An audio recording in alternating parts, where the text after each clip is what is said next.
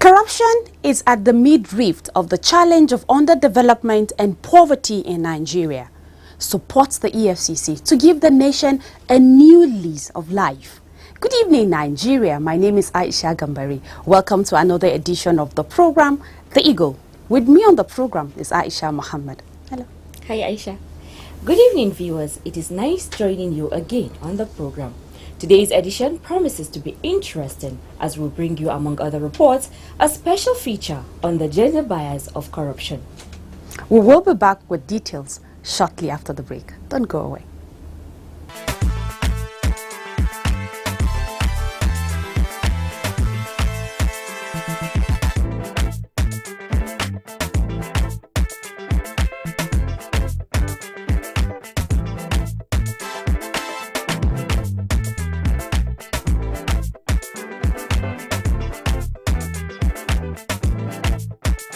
EFCC will get you anywhere, anytime. Welcome back.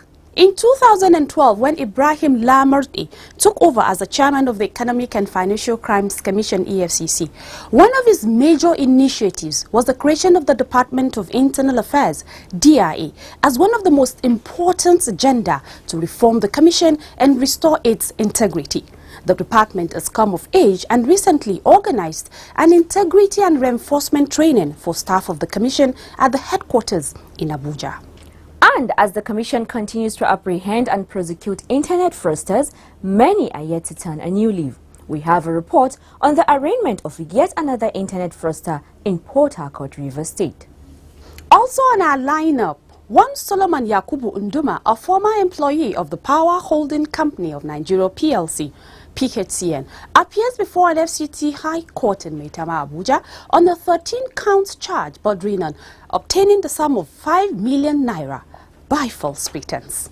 Details of all this will come your way shortly. Please stay tuned.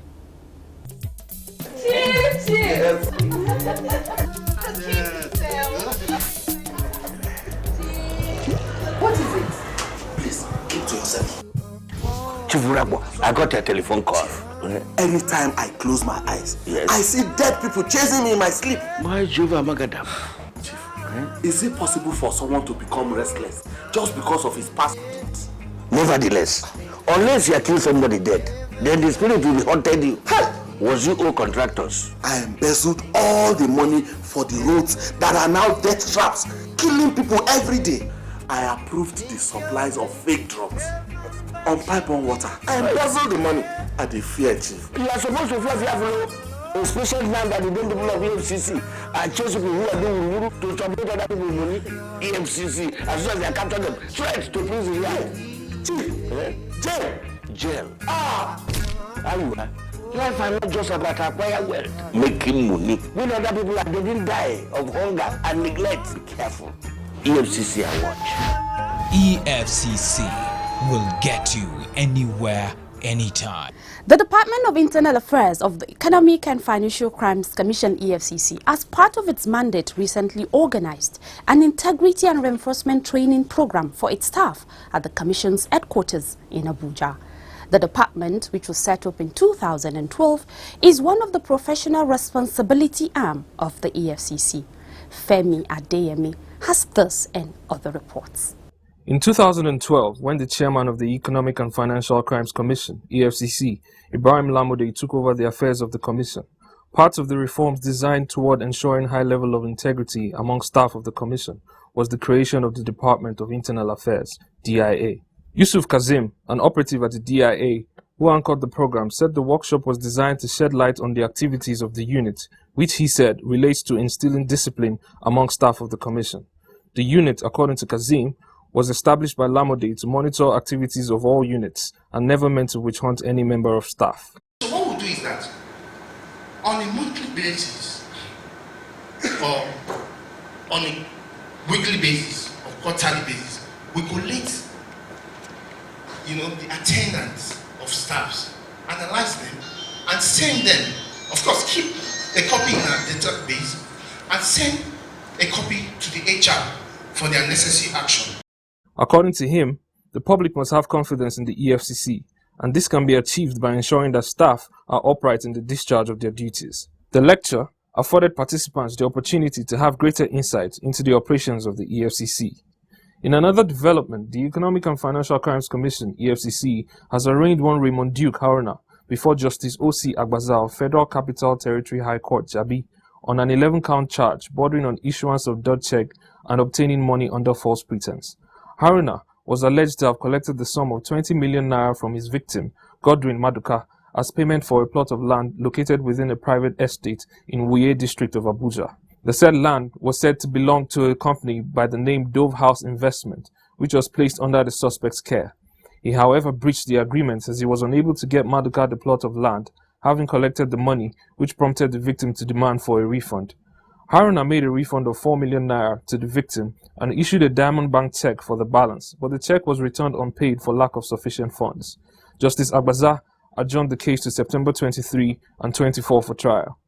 Still on court matters, the Economic and Financial Crimes Commission, EFCC, is also prosecuting one Friday Isoje before Justice U.N. Agomo of the Federal High Court, Port Harcourt, Rivers State, on a 3-count charge bordering on conspiracy, impersonation, internet fraud, and obtaining money by false pretense. The accused was arrested sometime in 2013 alongside one Eloho Akara following intelligence reports on their lifestyles. Upon his arrest, the suspect was found with a laptop computer containing scam mails. When the charge was read to the accused, they pleaded not guilty. Femi Adeyemi, reporting for the Eagle. And now to Kano State, where the EFCC also arraigned the duo of Omar Yusuf and Ibrahim Ahmad Bebeji, both former clerks of National Orthopedic Hospital, Dala, Kano State. Rolake Odofin has more on this. Yusuf and Bebeji were said to have, between January and September 2013, allegedly conspired and fraudulently altered information on official revenue receipts in their custody for services rendered to individuals. An audit report carried out by the hospital management revealed that the sum of over 3 million naira was collected as revenue by the accused persons, but the duo only declared and remitted the sum of 150,000 naira to the hospital coffers, while the balance was diverted to their private pockets.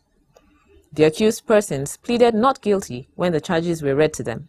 Justice Aboki granted the accused persons bail with 2 sureties of not below grade level 12. In addition, the sureties are to sign a bond of 1 million naira each. The case was adjourned to October 8, 2015 for commencement of trial. The Economic and Financial Crimes Commission, EFCC, also arraigned one Solomon Yakubu Nduma before Justice Jude Okeke of the FCT High Court on a 13-count charge bordering on forgery, impersonation, and obtaining money by false pretense to the tune of over 5 million naira. Nduma, a former employee of the Power Holding Company of Nigeria, PHCN, obtained the money from some unsuspecting persons, claiming that he would help them acquire some pieces of land being sold by the PHCN. The accused pleaded not guilty when the charges were read to him. Justice Okeke ordered the accused to be remanded in prison custody and adjourned the case till September 28, 2015 for ruling on the bail application. Rolake Odofin, reporting for the Eagle. For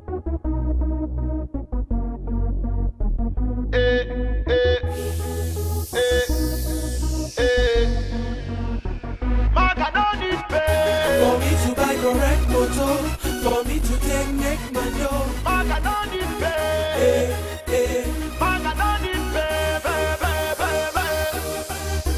reminiscing as I walk to my car, thinking about how we used to be. For Ekuma, I did ride Okada, and most times I did so carry. I wanted to change the way I live, but I didn't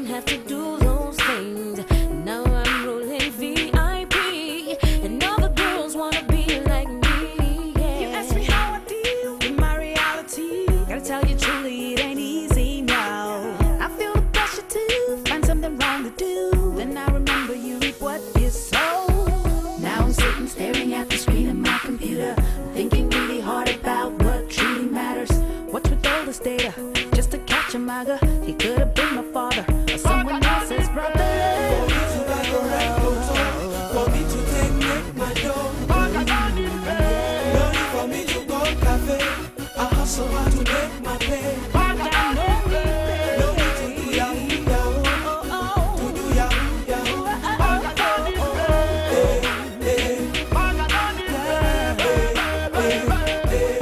7 in the morning, it's a brand new day. I still swollen, still at the cafe. Hustling real hard from Sunday to Sunday. Hoping someday that Maga will pay. But Maga no need pay for me to live correct. They call me Mr. Capable. I got my self-respect. No need to do yahoo yahoo for me to cash a check. I don't need no Maga, just work hard and Tell me what a boy like me should do. That I heard the guys do yahoo yahoo. And if I do not do it, I'm uncool. I would be a fool to the girls in school. But Maga no need pay to get a good degree. You'll have a great opportunity. Don't have to hack and attack. Make use of CD cracks. We keep it original. Now you know my swag. For me to take my dough. No need for me to go cafe. I hustle hard to make my pay. Maga no need pay. No need to do yahoo yahoo, to do yahoo yahoo.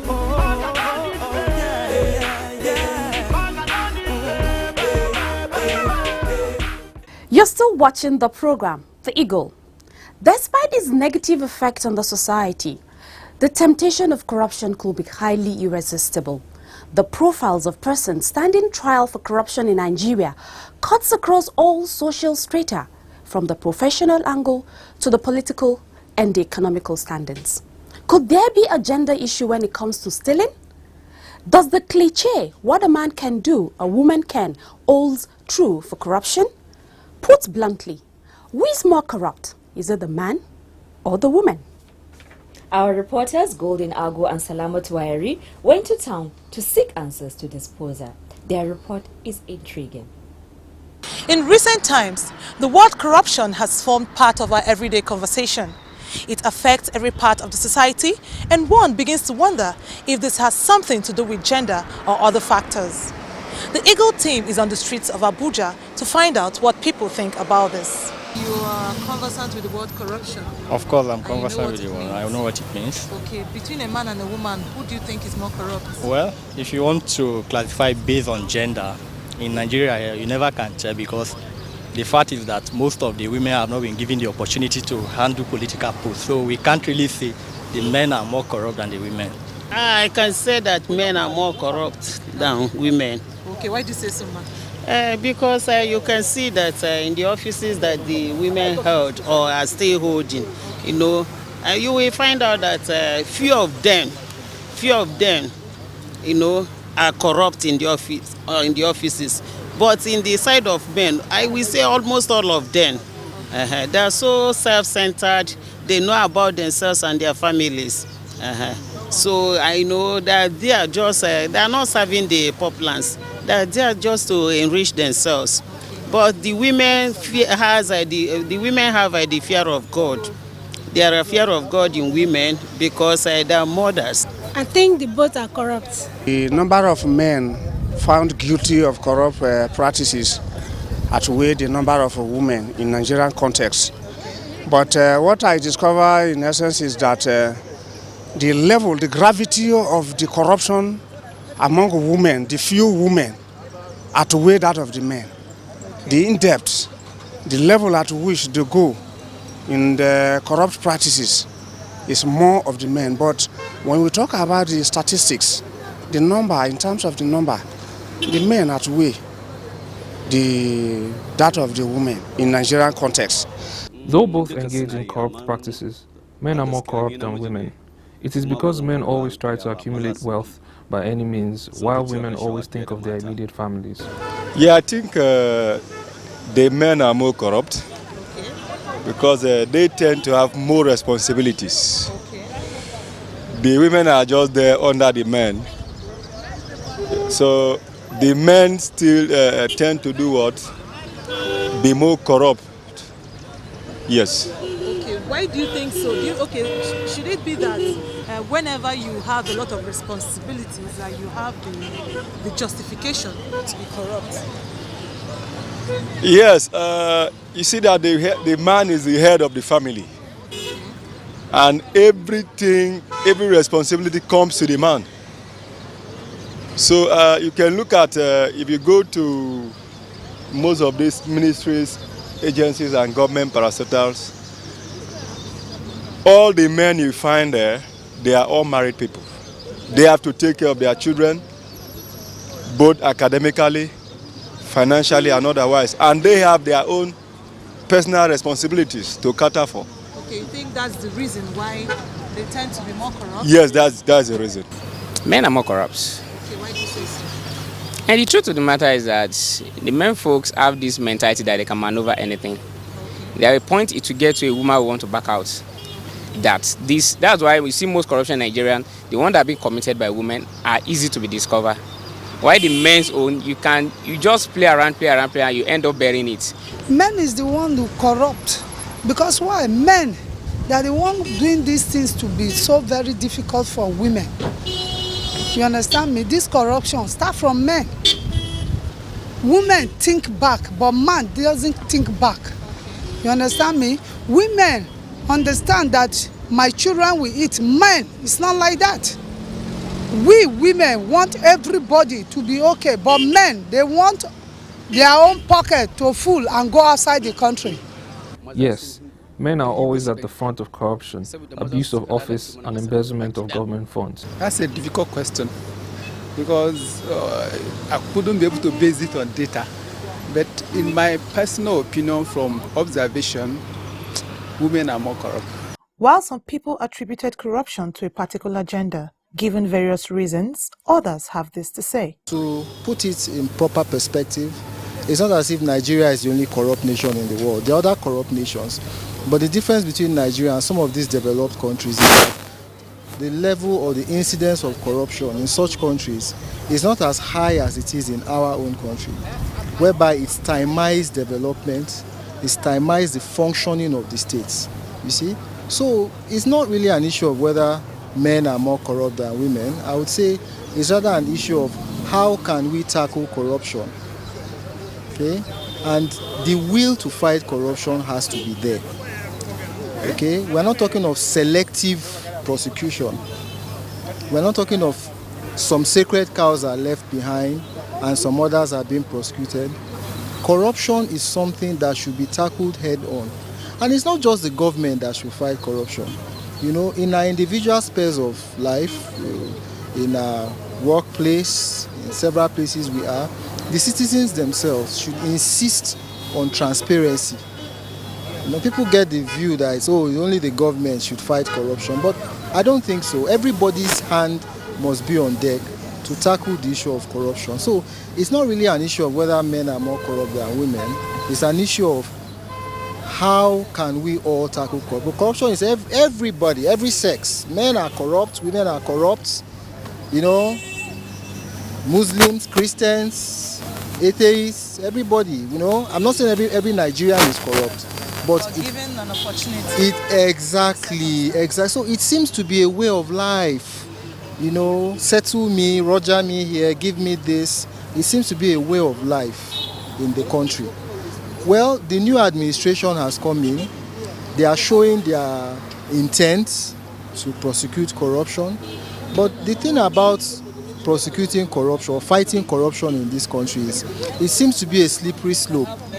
Because you are trying to fight corruption and some people are coming out and crying foul. That, oh, you are being vindictive, oh, you are wicked, oh, and then sentiments come in here and there. Well, I do not think any of them is more corrupt than the other. I would say people are people, you know, regardless of whether it's a man or it's a woman we're talking about here. I would say corruption is something that's eaten deep into our society and that it cuts through equally between the sexes. Well, it depends on individual. You know, a man can be corrupt, a woman can be corrupt. Generally, I think men are more corrupt than women. Though it's all based on individual experiences, but the men, if you look at the ratio, men are more corrupt than women, because why women sometimes they have a heart, a compassionate heart, and even if they want to be, they might not be as hardened as the men folks are, but generally the men are modern. It is clear that the fight against corruption is not meant for the government and anti-graft agencies alone. The society has a huge role to play, and it starts with you and me. Golden Ago, reporting for the Eagle. That's how far we can take on that report. We will be bringing you a concluding part next week. Honestly, Aisha, I can't stop laughing. These are very interesting revelation, especially the lady who said that men will stack all the money in their pockets and run abroad. It's really, really funny. But really, yeah, they actually stacked the money abroad, so she was right. I also can't believe all I heard, especially that respondent who said men have so many responsibilities, and for that reason they engage in corruption. For me, that's not an excuse. Definitely not an excuse. Of course it's not an excuse. Yes, men are supposed to be the breadwinners, but I'm sure no man will be proud to say he raised his family with proceeds of crime. Exactly. It's actually, I think it's embarrassing for you to do that. Very embarrassing to do that. Yeah. Very embarrassing. And like Obinna Ozumba said, all hands must be on deck to check this coach. Exactly. All hands, everybody must come together. Exactly. The fight against corruption is not for the anti-graft agencies alone. They need the support of all Nigerians to win the war against corruption. Support the EFCC today for corruption-free Nigeria. And that's how far we can go on this week's edition of The Eagle. Do join us same time next week for another interesting package. To leave a comment, please send your contributions to The Eagle at efccnigeria.org or search for us on Google Plus at Official EFCC or Official EFCC NG at gmail.com. You can also like our page on facebook.com/Official EFCC or follow us on Twitter at Official EFCC. And to watch our programs and other activities, please log on to youtube.com/Official EFCC. My name is Aisha Muhammad. God bless Nigeria. And I'm Aisha Gambari. Thanking you for watching. God bless Nigeria.